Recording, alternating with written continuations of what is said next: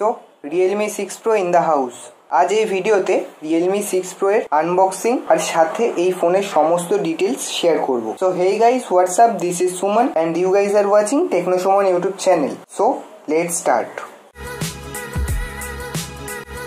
এই ফোন কিছুদিন আগেই ইন্ডিয়াতে লঞ্চ করেছিল আর এই ফোনের বেস ভেরিয়েন্ট 6GB র্যাম আর 64GB ইন্টারনাল স্টোরেজের প্রাইস হলো প্রায় 18,000। তো এবার আসি বক্সের দিকে। বক্সটা প্রায় রিয়েলমি 6 এর মতোই দেখতে, শুধু 6 এর নিচে একটা প্রো লেখা আছে। পিছনে হাইলাইটিং স্পেসিফিকেশন দেওয়া আছে। বাই দ্য ওয়ে, এই ফোনটা ইন্ডিয়ার ফার্স্ট ফোন যেখানে স্ন্যাপড্রাগন 720G ইউজ করা হয়েছিল। সার ভ্যালু হেডের জন্য 1.187 ওয়াট পার কিলোগ্রাম আর বডির জন্য 0.921 ওয়াট পার কিলোগ্রাম।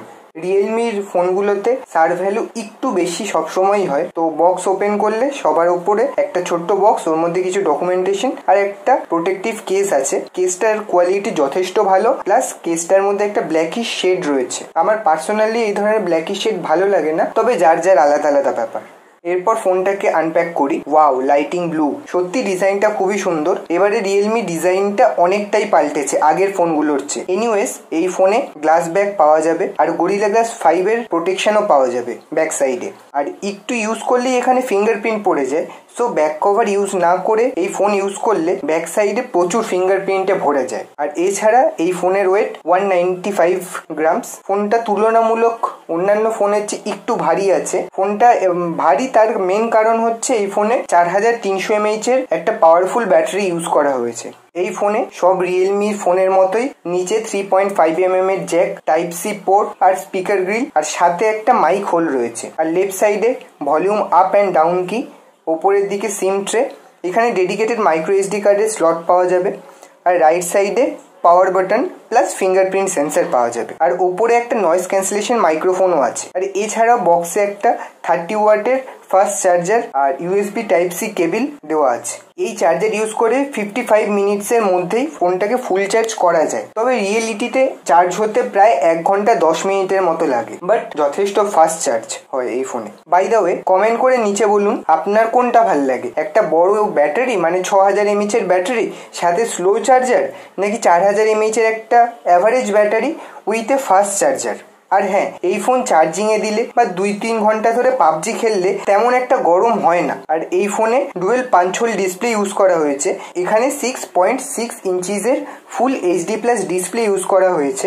এছাড়া 90.5% স্ক্রিন টু বডি রেশিও পাওয়া যাবে। আর প্রোটেকশনের জন্য ফ্রন্ট আর ব্যাক দুই সাইডে গরিলা গ্লাস 5 এর প্রোটেকশন দেওয়া আছে। এছাড়া ডিসপ্লে যথেষ্ট ব্রাইট। আর এই ফোনের ডিসপ্লেতে মেন হাইলাইটিং ফিচার্স যেটা ছিল সেটা হচ্ছে 90 হার্জ স্ক্রিন রিফ্রেশ রেট। এর জন্য ফোনটা সত্যি অনেকটা ফাস্ট আগের ফোনগুলোর চেয়ে। আর হ্যাঁ, 120 হার্জ টাচ স্যাম্পলিং রেটও এই ফোনে পাওয়া যাবে।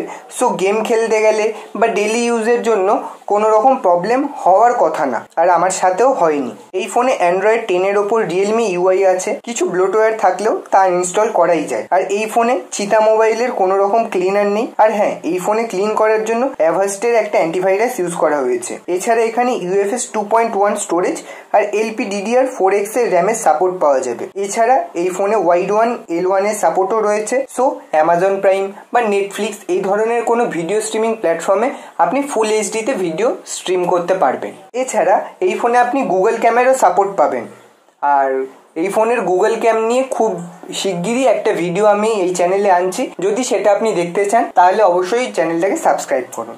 সিকিউরিটির কথা বললে সাইড মাউন্টেন ফিঙ্গারপ্রিন্ট স্ক্যানার রয়েছে, যেটা সত্যি খুবই ফাস্ট।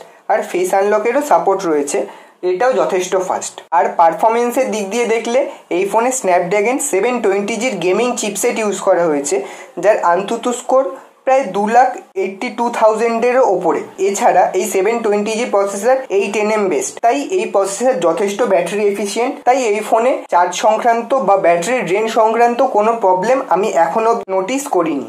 আর আরেকটা জিনিস, এই ফোনে ইসরোর নেভিগেশন সিস্টেমের সাপোর্ট রয়েছে। আপনি যদি ইন্ডিয়ার মধ্যে এই ফোন ইউজ করেন তাহলে খুব ভালো মতো গুগল ম্যাপের সাহায্য নিয়ে আপনি কোনো লোকেশন ট্রেস করতে পারবেন। আর এই ফোনে এইচডি গ্রাফিক্স আর হাই ফ্রেম রেটে পাবজি গেম খেলা যায়। আর ক্যামেরার দিকে এলে এই ফোনে 64 মেগাপিক্সেলের স্যামসাংয়ের f1.8 অ্যাপারচারের লেন্স দেওয়া আছে, যেটা দিয়ে 4K 30 fps আর ফুল এইচডি মানে 1080p 60 FPS এর ভিডিও রেকর্ড করা যায়। আর এছাড়া ভিডিও বোকে মোড পাওয়া যায়, আর ব্যাক আর ফ্রন্ট দুই সাইডেই স্টেবিলাইজেশনের সাপোর্টও পাওয়া যায়। এছাড়া 12 মেগাপিক্সেলের টেলিফটো লেন্সও রয়েছে, আর এই ফোনের টেলিফটো লেন্স ইউজ করে 20x অব্দি জুম করা যায়, যার মধ্যে 5x অব্দি অপটিক্যাল জুম আর 20x অব্দি ডিজিটাল জুম। আর এছাড়া 8 মেগাপিক্সেলের আলট্রা ওয়াইড লেন্স রয়েছে 190 ডিগ্রি ফিল্ড অফ ভিউর সাথে, আর 2 মেগাপিক্সেলের ম্যাক্রো সেন্সারও রয়েছে এই ফোনে। আর সামনে ডুয়েল সেলফি ক্যামেরা রয়েছে, যার প্রাইমারি 16 মেগাপিক্সেলের, যা দিয়ে ফুল এইচডি প্লাস ভিডিও খুব ইজিলি শুট করা যায়, আর ভিডিওতে বোকে মোডেরও সাপোর্ট পাওয়া যায়। আর এছাড়াও সামনেও একটা ভিডিও স্টেবিলাইজেশন বা ইমেজ স্টেবিলাইজেশনের সাপোর্ট রয়েছে।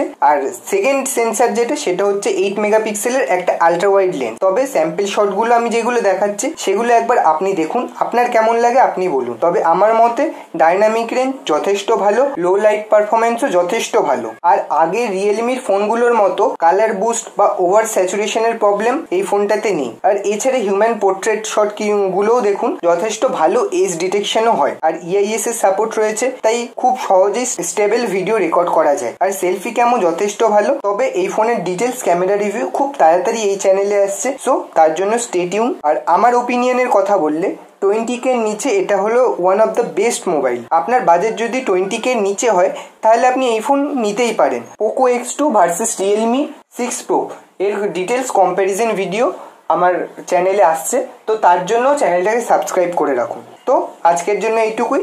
ভিডিওটা যদি ভালো লাগে তো লাইক করুন, শেয়ার করুন, আর চ্যানেলে নতুন হলে সাবস্ক্রাইব করে পাশের বেল আইকনটাকে অল করে দিন নেক্সট আপডেট পাওয়ার জন্য। So good bye.